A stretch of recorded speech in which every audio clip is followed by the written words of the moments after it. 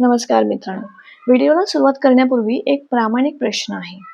असं कधी झालंय का, की इंटरव्ह्यूसाठी लांबच लांब रांग लागलेल्या आहेत, पण तरीही कामाचा एकही माणूस सापडत नाही आहे? किंवा मोठ्या कष्टानं तुम्ही एकाला शोधलं, जीवाचं रान करून त्याला ट्रेनिंग दिलं आणि 3 महिने व्हायच्या आतच त्याने तुम्हाला टाटा बाय-बाय केलेला आहे. जर तुमचं उत्तर हो असेल, तर थांबा. हा व्हिडिओ फक्त आणि फक्त तुमच्यासाठीच आहे. कारण ही डोकेदुखी फक्त तुमच्या एकट्याची नाही, तर भारतातल्या 80% MSME मालकांची आहे. आज भारतात कुशल टॅलेंट मिळवणं मिशन इम्पॉसिबल बनलेलं आहे. 80% कंपन्यांना माणसं मिळत नाही आहेत. हा आकडा जगाच्या सरासरीपेक्षाही भयानक आहे. ह्याच रोगाचं मूळ आज आपण शोधणार आहोत. उत्तर तुम्हाला मिळणारच आहे, पण त्यापूर्वी समस्या काय आहे हे जाणून घेऊयात.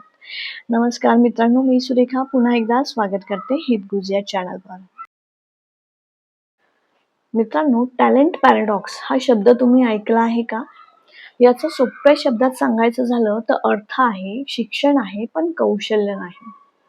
आपण मागच्या व्हिडिओमध्ये पाहिलं असेल की दरवर्षी भारतात लाखो विद्यार्थी पदवी घेऊन बाहेर पडत आहेत. पण तरीही माणसं का मिळत नाही याचं उत्तर धक्कादायक आहे. कारण आपल्या देशात पदव्यांची खिरापत वाटली जाते, पण उद्योगांना लागणारं कौशल्य मात्र गायब आहे. फक्त 42 ते 54% पदवीधरच कामायोग्य आहेत. म्हणजे शिक्षण आहे, पण प्रॅक्टिकल ज्ञान शून्य आहे. आणि याचा सगळ्यात मोठा फटका जर कोणाला बसत असेल तर तो आहे आपल्या MSME क्षेत्राला. कारण आपल्याकडे मोठ्या कंपन्यांसारखं ट्रेनिंगसाठी आम्हा पैसा आणि वेळ दोन्ही नाही आहे. तुम्हाला काय वाटतं, तुमची स्पर्धा बाजूच्या MSME कंपनीशी आहे? नाही. तुमची खरी स्पर्धा आहे रिलायन्स, TCS, इन्फोसिस अशा महाकाय कंपन्यांशी. त्यांच्याकडे काय आहे? त्यांच्याकडे करोडचं बजेट आहे, फॅन्सी ऑफिस आहे, ब्रँड नेम आहे, डेडिकेटेड HR टीम आहे. आणि तुमच्याकडे काय आहे? तुमच्याकडे आहे एक मालक जो स्वतः सगळे रोल हँडल करत आहे. 80% MSME कंपन्यांकडे स्वतःचं स्वतंत्र असं HR विभागही नाही आहे.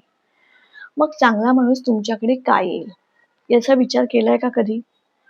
आता अजून एक आकडा बघूयात. जर्मनी किंवा जपानसारख्या देशामध्ये 50 ते 60% कर्मचाऱ्यांना रीतसर ट्रेनिंग दिलं जातं. याउलट भारतात फक्त 10% कर्मचाऱ्यांना रीतसर ट्रेनिंग दिलं जातं. म्हणजे विचार करा, आपले जागतिक स्पर्धक आपल्यापेक्षा 6 पट जास्त तयार आहेत. हा गॅप जर भरून काढायचा असेल तर काही जुगाड करून चालणार नाही आहे. यासाठी आपल्याकडे सिस्टमॅटिक अप्रोच हवा. हे सगळं कसं बदलायचं? छोट्या व्यवसायात मोठं टॅलेंट कसं टिकवायचं? हे सगळं आपण पाहणार आहोत या सिरीजच्या पुढच्या भागात.